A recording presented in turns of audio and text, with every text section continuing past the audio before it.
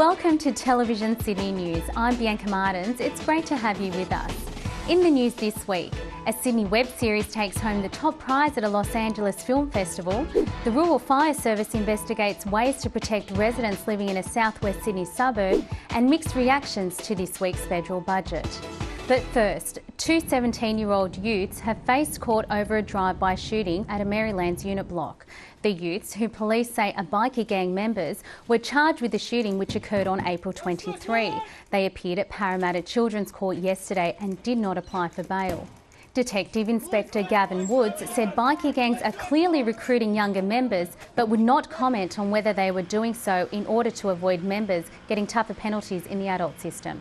He said the teens were associates of the Hells Angels. Two men, aged 20 and 22, also allegedly members of the bikie gang, were previously arrested over the shooting. Three P-plate drivers and a 17-year-old unaccompanied learner had their cars seized for dangerous driving in Sydney's west this week. Police allege the three teenagers and a 21-year-old driver performed burnouts in separate incidents over 2 days near Windsor. In-car vision released by police showed one driver performing 7 full revolutions in 30 seconds.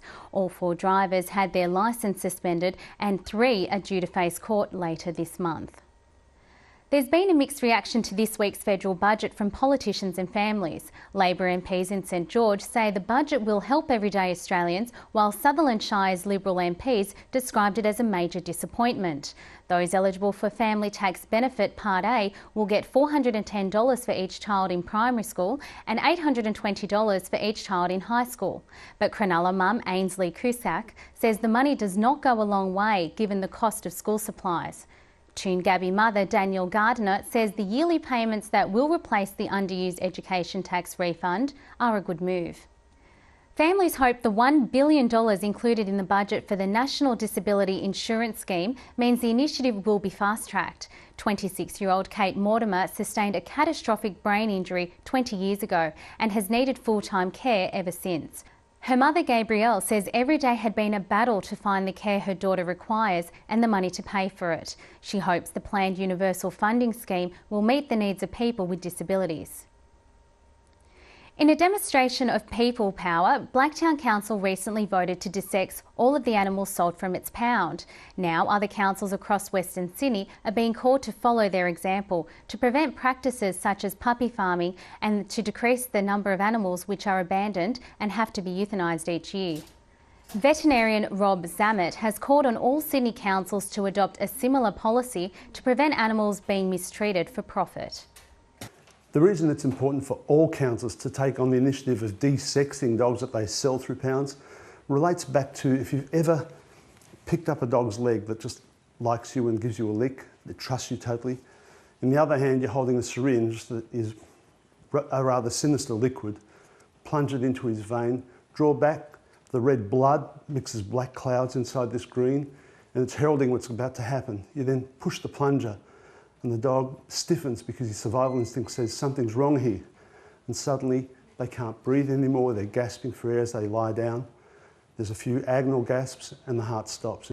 Dr Zammit supports Blacktown Council's decision and says every council should embrace the policy. He said puppy farmers often go to pounds to source their animals and use female dogs they buy there to produce puppies every 6 months, keeping them terrible conditions and then discarding them when they can no longer breed. I've seen them come over to Blacktown Pound and pick their dogs. They take them out and they're gone, and then you'll find that their puppies or them will come straight back again. In truth, I mean, this is only the tip of the iceberg. It won't fix everything. It'll decrease the amount of unwanted pets to some extent. But in a civilised nation, we shouldn't be putting dogs to sleep that are healthy all the time. So we'd like to see the government think about compulsory desexing of dogs and cats throughout unless you're a registered breeder. That would be reasonable. Puppy farmers are everywhere. They're usually out in rural areas where nobody knows where they are, and the conditions that they live in is absolutely shocking. Dreadful condition. They don't see the light of day, they don't see grass, they don't see nothing. They're born there and they stay and they die there. And it's a very cruel thing, and I feel the government has got to give a little bit more authority for the councils, rangers, the RSPCA to go in and take these dogs, to be able to close these places down. They should not be able, it's all for money.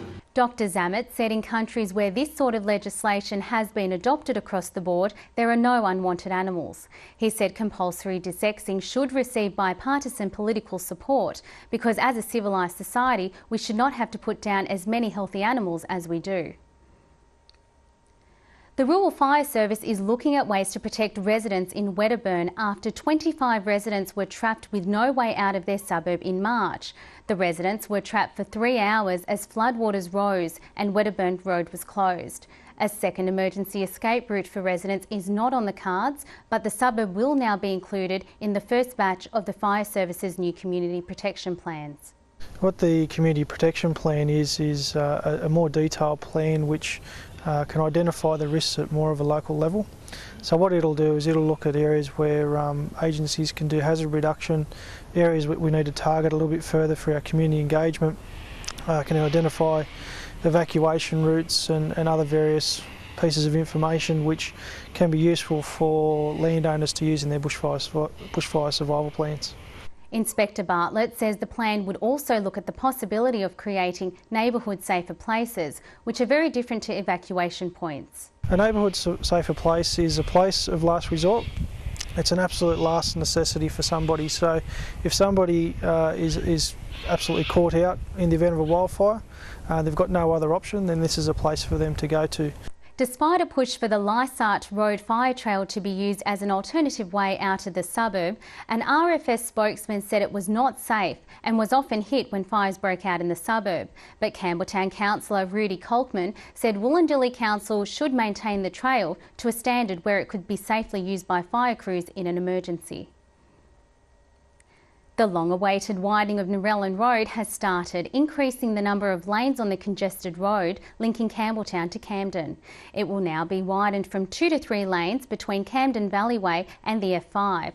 The work will be in stages, starting with the section between Mount Annan Drive and the Hume Highway, which is expected to be finished by the end of June.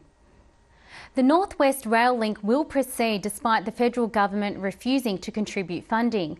Infrastructure New South Wales had asked for the $2.1 billion allocated to the Epping to Parramatta Rail Link to be transferred to the North West project, but this request was knocked back. Instead, Infrastructure Australia recommended increasing the amount of buses on local roads.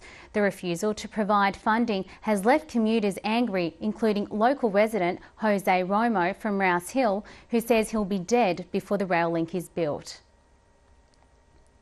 Parents are calling for a pedestrian crossing and permanent flashing lights near Burraneer Bay Public School after a student was hit by a car last Thursday. Miranda Police said the 6-year-old boy was struck by a car driven by a 17-year-old male.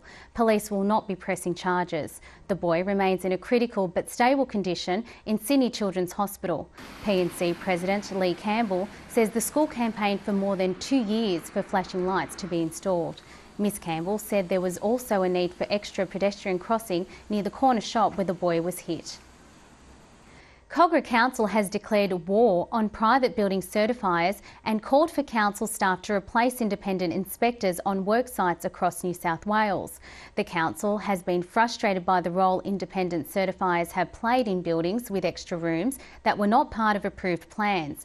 Mayor Nicholas Vavaris says private certifiers are giving the council a bad name by failing to police construction sites. One certifier signed off on the construction of an apartment block in Allawa. The council later discovered an additional unit not approved in the application was being built. The case is before the Land and Environment Court. She may not be able to hear the constant praise for her, but last week Lorraine Mully definitely knew how appreciated she was. The Lamia resident won the New South Wales Deaf Person of the Year, awarded by Deaf Australia for her work within Campbelltown's Wilma Women's Health Centre. Mrs Mully is a counsellor, support worker and teacher of Auslan. She offers one-on-one counselling, which is rarely afforded to a deaf person due to the usual need for an interpreter to communicate. 3 budding New South Wales Motocross Championship riders have been stopped by Blacktown Council from training on their father's Quakers Hill property. Their father, Neil Bruin, was fined nearly $1,000 last week for breaching a council order prohibiting riding in the land due to noise complaints. Mr Bruin wants the council to allow his sons use the track for a few hours a week now that he has relocated it further away from the Stonecutters Ridge suburb. Mayor Alan Pendleton says he will organise a meeting between the complainants and Mr Bruin to see if a compromise can be reached. Labor may be pushing the case for Wilton as a second airport, but there is inconsistency on the coalition side of politics, with the opposition leader dodging the question. Meanwhile, Macarthur MP Russell Matheson won't support it, questioning the wisdom of building an airport near the heart and lungs of Sydney's river systems, and retiring Hume MP Albie Schultz, who's also opposed to the idea, claims some senior Liberals from the North Shore are pushing hard for the Wilton site. Campbelltown Council says the carbon tax will see households slugged by just under $20 a year to cover costs like rubbish collection. The council says the Independent Pricing and Regulatory Tribunal has allowed for an increase of 0.4% in its rate peg of 3.6% because of the price on carbon. Campbelltown's garbage charge will go up by $29 from July, and $15 of that being attributed to carbon pricing. Two experts on policing disagree about the solution to Western Sydney's wave of gun crime. Greystanes resident Hugh McDermott, a senior lecturer in law enforcement, says shootings are so common that people have been desensitised, and he warns a Port Arthur-style massacre is possible. Policing academic and former policeman Dr Michael Kennedy disagrees, asking how people could become desensitised with almost a daily dose of shootings. He says police are doing a good job considering the pressure on them. A spike in the number of people left without enough money to buy food has led to plans for a food bank in Wollondilly. Community Links has partnered with fellow non-profit organisation Food Bank New South Wales to develop a system to distribute food and groceries to people in need.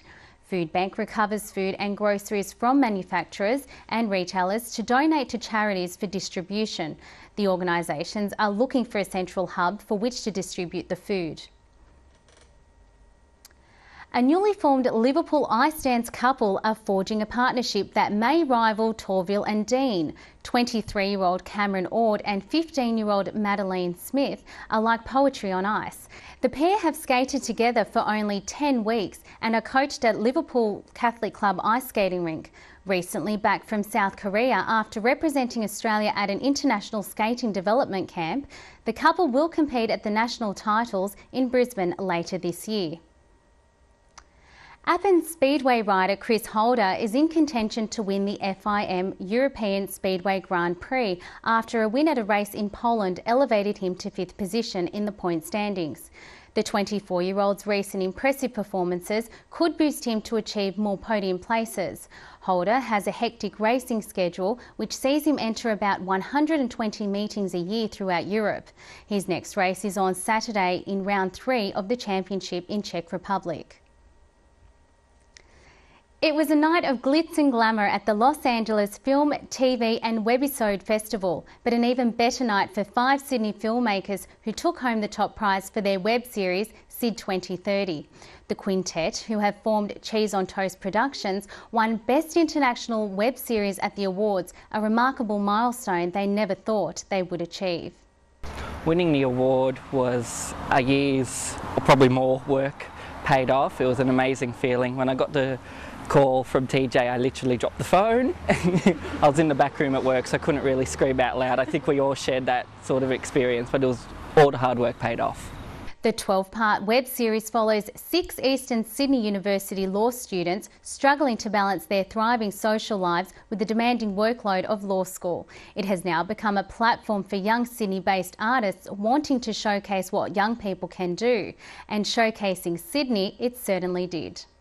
It was incredible. It was just an amazing experience. It was just a whirlwind, really. Like, from the minute we got there, it was go, go, go. Every night was the festival, and we got to watch all sorts of films, like web series, short films, feature films. It was just incredible. The series was just one of 15 entries selected from across the world. And just one day before the awards, 2 of its producers booked their tickets to LA to attend the event. There's no way we couldn't be there. I think all of us just didn't want to see it up there sort of by itself, and it's probably the biggest thing that's ever happened in our lives. So yeah, there's no way we wouldn't have been there, and we wouldn't have missed it for the world. That's all we have time for here at Television Sydney News. For more information, pick up your local Fairfax newspaper. I'm Bianca Martins. I'll see you next time.